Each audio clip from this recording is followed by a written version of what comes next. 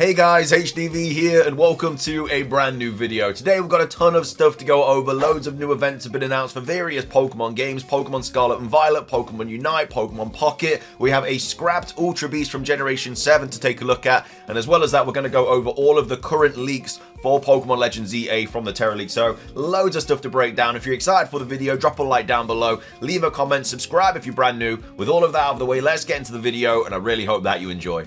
So, starting things off, we have the 7-star Feraligatr raid event now live in Pokemon Scarlet and Violet, the penultimate starter raid. Who knows what they're going to do after Torterra, which potentially is going to be next week.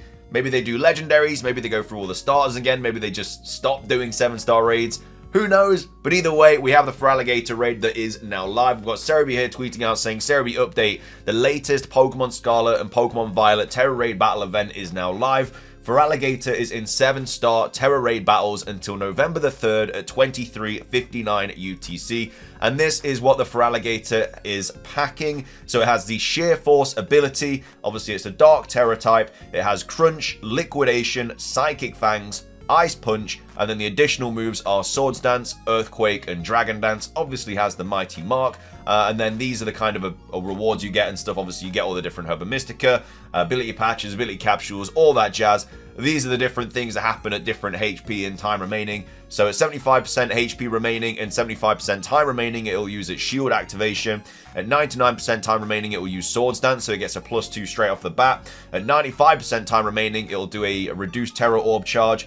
80% HP remaining, player stats and status reset. 65% HP remaining, Feraligatr stats and status reset. 70% time remaining, it uses Earthquake, and then it also uses Dragon Dance at 50% HP remaining. So that's the 7-star raid for the next couple of weeks. As I say, it's the penultimate starter raid. We should be getting Torterra in a couple of weeks. And then after that, who knows? Obviously, we did have Riddler-Coup alluding to Shiny Rayquaza happening soon. We don't know if that's going to be some sort of Terra Raid, because they have done a Shiny Legendary / Mythical in the past. They did it with Zeraora in Generation 8, which was a really, really cool event. So it'd be nice if they did a Shiny Rayquaza one to really kind of intertwine the anime with the games. But we'll see what happens, obviously, in a few weeks. But that's the Feraligatr Raid. Moving on, we do also have a new update event for Pokemon Pocket. Obviously, we went over this yesterday. It was teased yesterday, and now we have the first official event. Literally 2 days after the game drops, we had the first official event for Pokemon Pocket. It's a pretty good one as well. We've got Cerebi here tweeting out saying, Cerebi update, the first Pokemon TCG Pocket event is now live. This event is Wonder Pick Event Part 1. So we are going to get a Part 2 as well, or maybe a Part 3, Part 4, who knows. And it gives special Chansey and Meowth promo cards. So this is all of the information about this event. So we have 2 new cards that are available during this event, which is a Chansey promo card and also a Meowth promo card. And basically what it is like a Wonder Pick. So you'll get a free Wonder Pick like every now and again, and that'll have like Chansey, and then it'll have like a few of these, and then like a few of these. And then you have a like paid Wonder Pick, which not with like actual money, but you pay with your actual Wonder Pick sort of currency things, I guess. And that's where you get like Meowth and Chanseys and stuff like that. And then obviously we have the different missions that are available. So with these mission completions, you can then buy these sort of things. So basically for collecting 1 Chansey card, you get an event shop ticket. You collect 2 Chansey cards, you get another ticket. You collect a Meowth, you get 2 Meowths, more tickets. Wonder Pick 3, 5, 7 times, you get more tickets. And these are the different things you can get. So you can get the Meowth backdrop, you can get the Meowth cover, and then you can get the pink desk frame. And this is obviously new cosmetics in the event. So these are all the things you can get. It's just like a little event. I think it's running until like, I think it's like the 15th or something like that, so we've got a while. No, it's from the 1st to the 22nd, actually, so you've got plenty of time to do this. Don't worry. Don't be rushing or feeling bad if you're not getting lucky with the Wonder Picks. Like, you've got literally so long, nearly 3 weeks to do this. And then I'm assuming we'll get another Wonder Pick event straight after, because it says Wonder Pick Part 1. So, like I say, there's 2 new cards. I think they're the same as the other Chansey and Meowth cards that are available in the game, but either way, it's cool that I really hope that the game is updated like this frequently with events constantly, because it is it's such an addicting game, and I can't believe how addicted I am to this game. Like, I knew I was going to enjoy it, but not to this extent, man. I really hope that it just carries on going and it's not just like an initial bloom and then it dies down. I really hope people just continuously play it, because like I said, I'm obsessed. So either way, that's the Pokemon Pocket TCG event. Moving on, we do also have this update for Unite as well. So we've got Cerebi here tweeting out saying, Cerebi update, Pokemon Unite has added a special background for all players to celebrate the release of Pokemon TCG Pocket. So yeah, like I say, it's just a little sort of Unite thing there for Pokemon Pocket as well, which is pretty cool. Nothing really more to speak about with that. And then also, as well as that, we got another Scarlet and Violet update. So Cerebi update, the Pokemon Scarlet and Violet ranked battle season 24 has begun. The third season to run Regulation H rules. Obviously, it's the 1st of November recently, so every time we get into a new month, we do obviously get into new regulation battles as well, a new season. So yeah, really like the artwork of the Blood Moon, Ursaluna, and the Dragonite in this. But yeah, that is a new kind of season to take part in if you are into the competitive scene. And then also, moving on, we do have a scrapped Ultra Beast. So obviously we've gone over a lot of Generation 7 stuff recently. We went over the scrapped evolution, we went over the scrapped regional forms, we went over the scrapped gameplay features, and now we also have a scrapped Ultra Beast as well from Movie 20. I can't remember what Movie 20 was off the top of my head. I think it was the I Choose You movie with like Ho-Oh and Marshadow and stuff. It was either that one or it was the Zarude movie. It was definitely one with Ash and Pikachu, and it was supposed to be bipedal, and it was also supposed to have wings as well. So this is taken, like I say, from the Terra League. So no idea what this was gonna be like based on or look like or anything like that. But all we know about it is that it was going to have bipedaling with wings. And then also, I think we have a little bit more information about it here. So, moveset for Mozura. I don't know if Mozura is the actual name. It potentially could be. It could be a code name or something. But either way, there's a little bit more information about it. So, moveset for the Pokemon in the movie. The Ultra Beast knows Fell, Stinger, Hammer Arm, Vital Throw, and Hammer Arm. Possibility the Ultra Beast was Buzzwole. However, the code name Mozura is different from Buzzwole's code name Expansion. So, maybe it could have been like a pre-evolution of Buzzwole or something like that. We did know we were going to get a pre-evolution of Celesteela, I think it was, which never came to light. I think it was actually shown in the anime, but we never got it in the games. So maybe Buzzwole was also supposed to get a pre-evolution as well, because we do have Poipole that evolves into Naganadel, so it's not crazy to see a Poipole, to see a Ultra Beast evolve. So yeah, potentially we were going to get a pre-evolution of Buzzwole because it learns the same kind of moves as Buzzwole, but obviously the code name is completely different. I don't know, we'll never find out, but either way, there was a scrapped Ultra Beast anyway from Pokemon, either Sun and Moon or Ultra Sun and Ultra Moon, or the movie, I guess. But either way, that's all that. Moving on, we do also have this to quickly go over as well, just a quick kind of update about Zygarde and the potential of this Mega Evolution that it is apparently getting. But we have Soul Silver out here tweeting out, saying, I wonder if a Mega Zygarde will be its secret power. Because obviously a lot of the Pokedex entries state that this Pokemon does have a secret power. In Pokemon X it says, when the Kalos region's ecosystem falls into disarray, it appears and reveals its secret power. So that's the X Pokedex entry. And then in Sun and Moon as well, we have it's thought to be monitoring the ecosystem. There are rumors that even greater power lies hidden within it.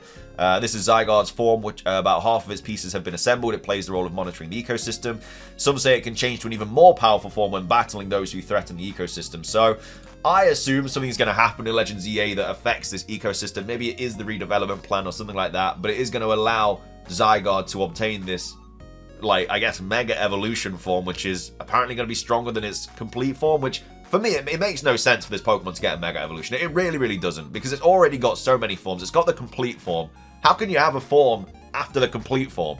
You can't have, like, the super complete form. Like, it's already a complete form. So, anyway, we have Soul Silver saying, I wonder if Mega Zygarde will be its secret power. Maybe, but also Zygarde, out of all the Pokemon, literally makes no sense to get a Mega Evolution. Like, the Pokedex entries all speak of it having a final form that is actually its perfected form. So unless the Mega is a Mega of its 50% form, I just don't see how it can surpass a form that already has perfection, which is, yeah, it doesn't make any sense. So unless it's just a different kind of branched sort of evolution, like the 50% form gets a Mega Evolution, I can't see how they, because its stats are already really high as well. I just don't see how they can make Zygarde even stronger. It'd be absolutely broken. And again, it's not confirmed that we're going to get Mega Zygarde. We know that they were talking about it. We know that they wanted it to show up in the anime. But that is just an idea. It's the same as Mega Zeraora as well. Just like Mega Jinx was an idea, just like Mega Flygon was an idea, these are all just ideas. They could easily get scrapped, just like Jinx and Flygon did. And even now, because of the leaks, and they know that we know about these Mega Evolutions, probably even more likely to get scrapped. I don't know. For me, it just makes sense for Xerneas and Yveltal to get Mega Evolutions, and then that's that in terms of legendaries. I just don't really see why Zygarde would get one. But either way, starting things off with even more leaks, though, we do have all of the this is like the big sort of roundup of all of the leaks that we have so far. I wanted to kind of wait until the Terra leak died down, and I think it is now. I don't think we're going to get any more stuff about Pokemon Legends ZA. Obviously, we're still getting the stuff about Generation 7. We might get some Generation 8 stuff. But in terms of Legends ZA, these are all of the leaks that we know about for the next game that obviously was in the kind of big Terra leak. So this is all legit. Well, I want to say it's all legit 100% happening, but it could all get changed. Like, this was or is supposed to be in the game, but it could get changed because they might change everything because of the leak. But either way, if nothing gets changed, this is all going to be in the game. So we've got Centro Leaks here tweeting out saying all Pokemon Legends ZA leaks and details so far. And we know it's true as well because I think they got like the image taken down from Pokemon. So like that just kind of solidified that this was all true, even though we knew it was true anyway. But it says it takes place entirely within Lumiose City. Obviously, we know that. We don't know if it's going to have like areas that are in the outskirts that are then part of Lumiose, or if it is literally just going to be in the city. For me, it makes no sense just to be in the city because like, how are you going to catch all the Pokemon? But either way, then goes on to say being developed for the Switch 1, not the Switch 2, which again is a massive surprise to a lot of people. But they never said it was like they always, well, I say they always promoted it. They've only promoted it once in a trailer 8 months ago, but they only ever said it was for the Switch 1. Now, it's probably going to be playable on the Switch 2 via backwards compatibility, but is being developed for the Nintendo Switch 1. And then hopefully it's going to be much better on the Switch 2 because they don't cap it, and it's just going to run a lot better because the hardware's a lot better. It then says a number of new Mega Evolutions will be introduced, including Mega Zygarde, Mega Zeraora, and others. Again, they are still ideas. They could easily get scrapped. They could easily get changed. We also potentially have Mega Zarude as well in regards to Riddler-Q's tweets and stuff, or it could be Mega Crawdon. It could be anything like that. But either way, Mega Zygarde and Mega Zeraora, we know that they have definitely been discussed by Pokemon themselves. Then it says, Shiny Sparkle sound from Pokemon Legends Arceus is back, which is great. Obviously, for Shiny hunting, a lot of people wanted that diddly-ding Sparkle sound back, and it is going to be back in Pokemon Legends ZA. I can't see that being one of the things they change anyway. I think that is just going to stay in the game, and it's just going to be a Legends sort of thing. I don't think that's going to return to other main series games. And then it says, unlike Legends Arceus, the game is not set in the past. Now, this isn't specifically true. Centro has not worded this properly. Apparently, it's not going to be set in the ancient past. It could still be set in the past, like 5, 10, 15 years before the events of X and Y, but it could also be set in the future. It's just not set in the ancient past, according to Riddler-Q. So again, not worded very well there from Centro, but that is what it actually is the case with that. The art style is similar to Pokemon Scarlet and Pokemon Violet, which I'm fine with. I mean, I really enjoyed the Legends Arceus style, but I mean, the Scarlet and Violet style is also okay. It's just the only problem with Scarlet and Violet was just the lag. So hopefully, I feel like, because this isn't going to be open world, I guess, hopefully like the lag and stuff is going to be a lot more, well, a lot more minimal, if that makes sense. It says current build still has performance issues similar to Pokemon Scarlet and Violet. Now, we don't know if that's because they were playing an early build of it, or it literally is just going to have lag and stuff, which, again, I'm really hoping that this game comes out after the Switch 2, and then it's playable on the Switch 2, and also it's not capped, because I'm just going to get it for the Switch 2. Like, I don't want to play this on the Switch 1. The Switch 1 is just, it's past its prime in terms of, like, Pokemon games, in my opinion. Like, it just can't handle what Pokemon are trying to do. But obviously, a Nintendo Switch 2 is a completely different breed of console. Like, that's going to be great, and it's going to play this really, really well. Then goes on to say, Mabel from Team Flare is in the game, part of the Quasar organization somehow. Now, I didn't see this. I think this is taken from Riddler-Q's tweet, where he was saying something about a code name being related to the Quasar organization. But if Mabel is in the game, then I guess that does help the idea that it is going to be in the future, because Mabel is not going to be in a game set in the past, unless it's like 5, 10 years before the events of X and Y. Unless it's like an ancestor or something of Mabel. But if it's not and she is in the game, it's probably more likely to be set in the future. Again, I think it's going to be set in the future now as well, judging from all the leaks and stuff that we've had. And it says, was originally planned to release in 2024, current release date between April and July 2025, unless there's another delay. Which again, we just don't know. It could be delayed. The trailer's apparently been delayed as well, according to Riddler, but again, he could just be kind of covering his tracks.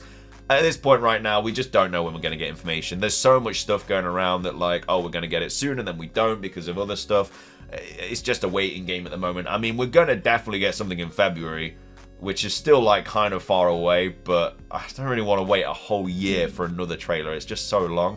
And we know we're going to get the Switch 2 by March, but still so long to wait, especially when all of this kind of, like, hype has been around the last few weeks of getting something. But either way, then says Stunfisk is also in the game, which we know about because it was shiny. That's how we know the shiny sound is back.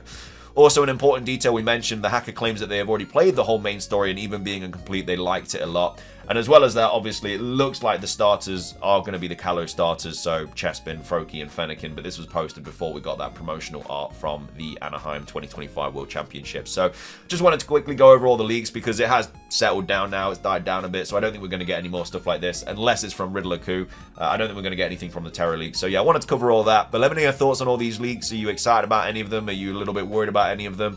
And then also, let me know your thoughts on everything else that we covered today as well. Do you think the Zygarde is actually going to get a Mega Evolution, or do you think it's just going to be, you know, like a 50% full Mega Evolution? Let me know your thoughts on the Scrapped Ultra Beast, the bipedal Pokemon with wings, and then, yeah, loads of events to obviously talk about as well. But thank you for watching. If you enjoyed, drop a like, leave a comment, subscribe if you're brand new, ring the notification bell for daily Pokemon content. Have a great rest of your day, and until next time, peace.